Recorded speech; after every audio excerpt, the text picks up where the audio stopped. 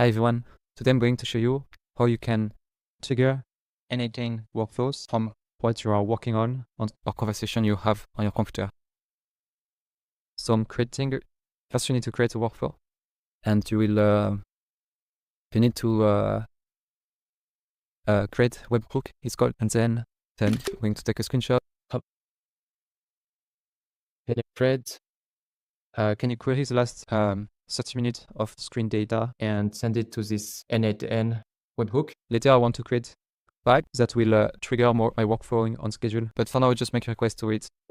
And so this AI it knows everything you are working on, and so it's going to make to trigger your n8n workflows regularly based on what you are working on.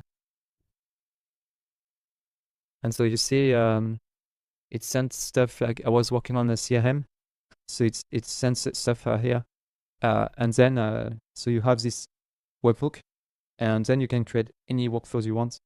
The n8n is very powerful. For example, a use case I have in mind for me is every time I'm going to LinkedIn, I want to keep track of people profile I visit in a spreadsheet, for example, and so I can I have like a list of people I've seen on my screen. That's it. Download screenpipe today.